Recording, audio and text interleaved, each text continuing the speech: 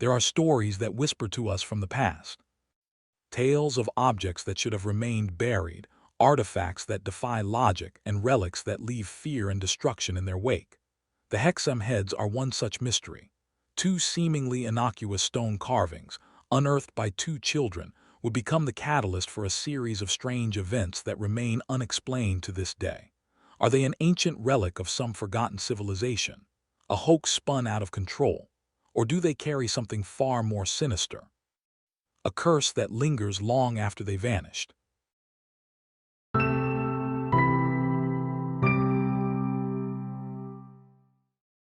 It was 1971 when the Robson brothers made their unexpected discovery. While digging in their garden, their hands struck something buried beneath the soil. With curiosity burning in their young minds, they pulled out two strange, round stone heads. The carvings were rough but distinct. One appeared to depict a male face, the other a female. The boys were fascinated by their peculiar find, but they could never have predicted what would follow. At first, their parents thought little of it. Children dig up odd things all the time. Fragments of pottery, old buttons, even animal bones. But these heads felt different. They had an eerie presence, something unplaceable yet undeniably unsettling. The boys, however, were thrilled. They played with the heads, rolling them across the floor like marbles, setting them up in different rooms. But soon, small disturbances began to occur. From the moment the heads entered the Robson home, the atmosphere seemed to shift. The first signs were subtle. Small objects were found displaced, a strange coldness crept through the rooms, and whispers seemed to echo from empty corners. At night, the boys would hear shuffling sounds like something moving just out of sight. Their mother began waking up in the middle of the night, convinced someone was standing over her. But soon the disturbances escalated. Doors would slam shut without warning, even when no one was near. The family cat, usually fearless, would hiss at empty air, fur bristling. Then came the most terrifying encounter. Colin and Leslie's mother awoke one night to an unnatural stillness in the house. Then, the sound of heavy breathing. She turned over in bed, her pulse quickening, and in the dim glow of the streetlight outside she saw it. A figure. Tall, dark, and monstrous. Not human, not entirely animal. It stood at the foot of her bed, eyes glinting like embers in the dark. Then in an instant it was gone. A dream, a trick of the mind. She wanted to believe so. But when she told her sons the next morning, their faces drained of color. They had seen it too. The fear in the Robson household reached its peak. Colin and Leslie no longer wanted to keep the heads, convinced they were responsible for whatever was happening. Their mother, desperate for answers, reached out to experts. This was how the heads came into the possession of Dr. Ann Ross, a respected scholar in Celtic history and archaeology.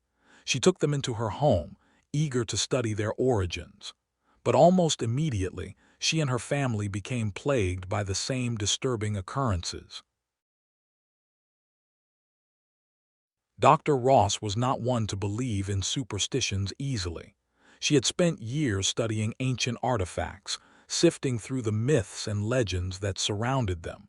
But something about the Hexham Heads unsettled her. And then it happened. She too saw the creature, a towering, wolf-like entity that lurked in the shadows of her home. It moved with unnatural speed, disappearing the moment she laid eyes on it. Her rational mind struggled to make sense of what she had witnessed. Could it be hysteria, a shared delusion? But how could she ignore the terror she felt in those moments? As word of the Hexham Heads spread, speculation ran rampant.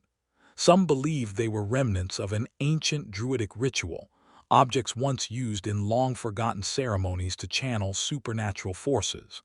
Others theorized that they were protective talismans, or more disturbingly, vessels of a dark presence, unleashed when disturbed. A few suggested they were linked to the legend of the werewolf, the strange creature cited by multiple witnesses. But then, in a dramatic turn of events, a man named Des Craigie stepped forward. He claimed to have made the heads himself in the 1950s using concrete. A simple prank, a fabricated relic. This explanation seemed to put the mystery to rest. But if the heads were a mere hoax, then why had multiple unrelated people suffered from the same terrifying visions? Was it mass hysteria? Or was there something far older at play? Some researchers argue that the heads may have been much older than Craigie's claims suggested. They bore an uncanny resemblance to Celtic stone carvings, leading some to believe they could have been part of an ancient ritual site. But if they were, why had no records of similar artifacts been found? Others suggested a psychological explanation. Could fear itself be manifesting these terrifying encounters? Could suggestion and paranoia create a shared experience, making people see what they feared most? But even then, how do you explain the physical disturbances? The cold spots, the moving objects, the animals reacting with pure terror. Then, just as mysteriously as they had appeared, the Hexham Heads vanished. Their whereabouts remain unknown. Some say they were stolen, hidden away to prevent further disturbances. Others believe they were deliberately destroyed to break whatever curse they carried. Without them, their true origins and purpose can never be fully understood. Were they truly ancient or a modern fabrication? Were they cursed, or just coincidental harbingers of fear? Or is it possible that their disappearance was no accident at all? Did someone, some force ensure that they would never be found again? The story of the Hexham Heads remains one of the great unsolved mysteries of the paranormal world. Whether they were relics of a forgotten past, objects of dark power, or nothing more than a strange coincidence, their legacy endures. Those who came into contact with them were forever changed, their encounters leaving an unsettling question. One that lingers in the shadows of our minds. Could something as simple as two carved stones hold a force beyond our understanding? Or is it our own fears that give them their power? The truth may never be known, but one thing is certain. The Hexham Heads remain lost, their story unfinished, their mystery still waiting in the dark. What do you think? A paranormal phenomenon or just an eerie coincidence? Let us know in the comments. And if you enjoyed this dive into the unexplained, be sure to like, subscribe, and join us for more mysteries that defy explanation.